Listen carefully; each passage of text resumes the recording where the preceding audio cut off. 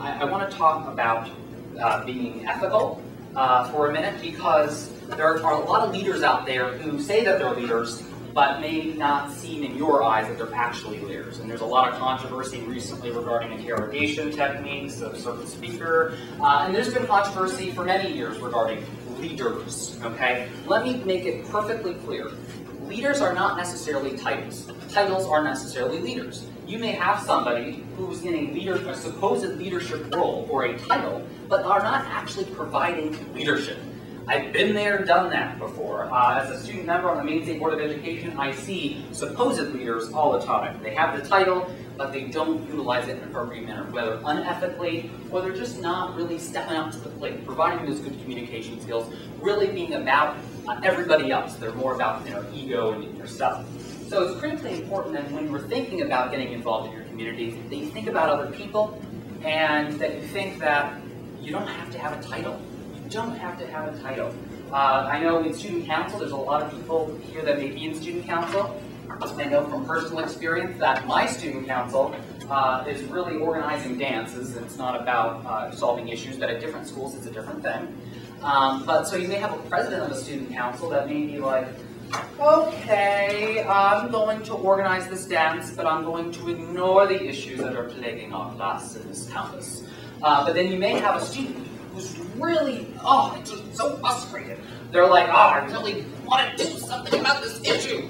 And so, what they do is they go to the right people, they go to the principal, they advocate for themselves and for other people, which goes back to that personal and professional leadership, and actually service leadership. They're actually applying all three steps.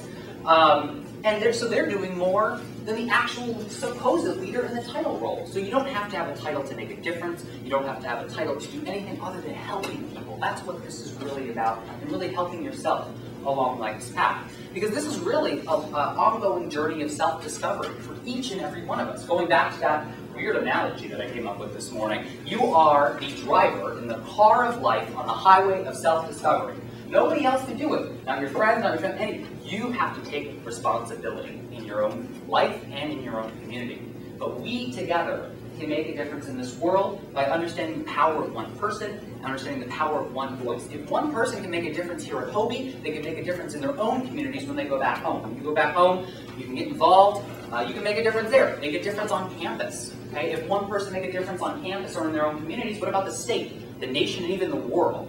So we have the power within ourselves to do something about the many challenges that this world is facing. And there's a lot.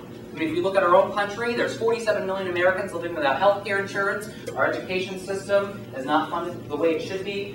There's people that are losing their job, billions of people losing their jobs and their homes to foreclosures. The list goes on and on, all the issues. Obviously, we hope that the current leadership solves them, but it's going to be up to us to get involved in our communities and nationally eventually to solve these issues by working together, because teamwork really does get it done. And you here at HOBY have a great opportunity to really spearhead that and tap into your own personal leadership spark that I know you have, that outstanding spark that I know you have, because I have it too, to really get involved and make a difference in our community. Thank you.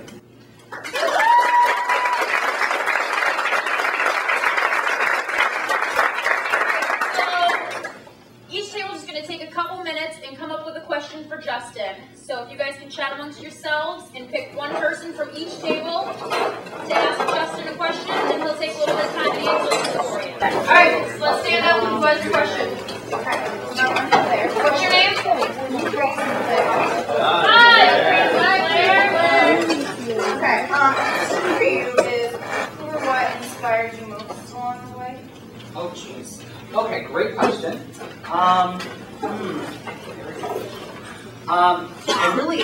Normally when you answer a question like that, you may get, Bill Clinton or a big person like that, a big leader or whatever. But for me, it was the small people that made it along the life's pathway. So the teachers, the friends, the family that have been very supportive of me over the years. To me, that's the most inspiration that I could ever get. It would be easy for me to get up here and say, oh, well, Bill Clinton, Katie Couric, Wyatt Williams, Tim Russer. Those are people that really, have a big influence on me. But for me, it's more about the people that are in my immediate life. And I think that's important to go away with, in your own communities, is really appreciate who supports you. because we are put on this life, this earth for a short amount of time, really. And really, the moment is now to get involved. The moment is now to appreciate the people in your lives that really help you, because you don't want it to be too late to where you wake up one morning, you have gray hair, you're tired, and like, where did life go? I think I blinked for a second.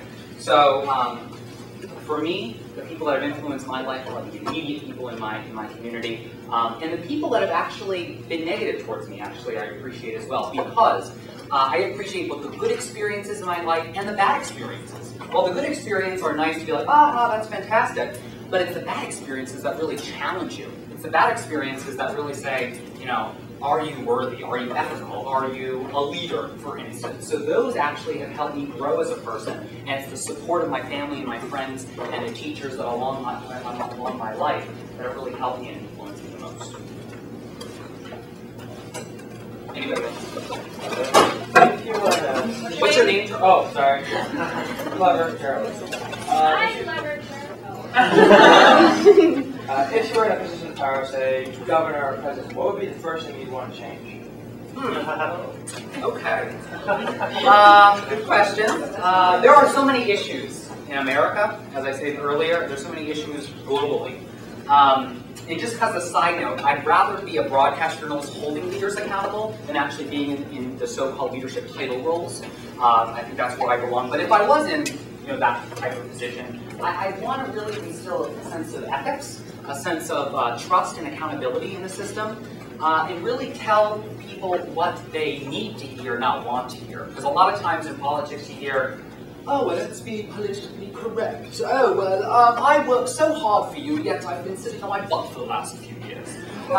So I'd like to say, you know what, forget all the political correctness. We need to talk about the issues most facing Americans right now. And forget all the, Democrat, Republican. All these issues, to me, they're not Democrat or Republican, they're American issues. We need to come to the table and solve them. And I think it's so ridiculous that we have this political discourse in this country. Oh, he said, she said, Nancy said what? Barack said what? John McCain, Sarah Palin, for instance. So I think there are a lot of people that say they're leaders, but they're not actually leaders, but it's up to all of us collectively, not just one particular person in power. It's all of us working together as citizens and as government officials to make a big difference and a big impact in our communities.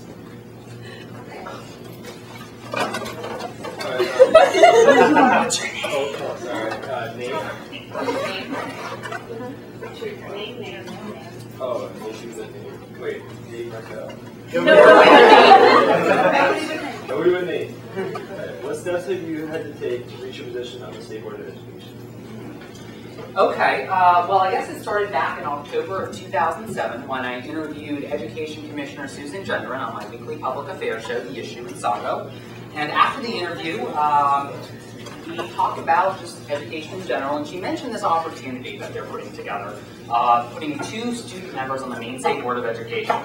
So I was like, oh, that's nice. And she's like, well, I think you should apply. I'm like, I'll look into it. A few days later, the principal of the school comes to see me and says, Justin, I think you should apply. So I'm getting 2 signs already. I'm like, okay. So I went on the website, maine.gov, went on the State Board of Education page to see what this was all about, because I wanted to see what it was before I did anything. And I had 3 days to get all of my things into Augusta. There was application materials, there were a resume, an essay, letters of recommendation. It was crazy. I was like, oh my God, how am I going to get this done in 3 days? But I got it in, and in the waiting period, sort of, it was months later, it was probably about 4 months later, I found out that I was in the top 4 candidates being submitted, to the governor. And then the waiting period again, and I waited about 3 more months, and finally, I got a call in March 2008 saying that I was appointed by Governor John Baldacci to the Maine State Board of Education as the first student member, along with the second board member, Honor Wilkinson of Calais. So then I had the confirmation hearings up in Augusta in front of the Educational and Cultural Affairs Committee, and they grilled me. It was kind of like these questions, but probably times like 100 in terms of the political sense. So it was really, really challenging for me, but really exciting, because I'm not used to asking questions, but I'm used to, reverse that. I'm used to asking questions, not getting the answer. So I was like, oh my God, what am I going to do? But I got to meet the governor, I got to go through the Education and Cultural Affairs Committee hearing, I got confirmed by the Senate, then I started, and so that's really how the logistical point of view got started on the State Board of Education. But I've always been interested in getting involved in my community and talking about politics. I'm a very political type of person. I love talking about the issues, so this seemed like a natural fit for me to have this kind of leadership title to try to make a difference, even though some would argue that not having a vote is a detriment to that process, which we get at later. Okay? But that was how the logistical point of view came about.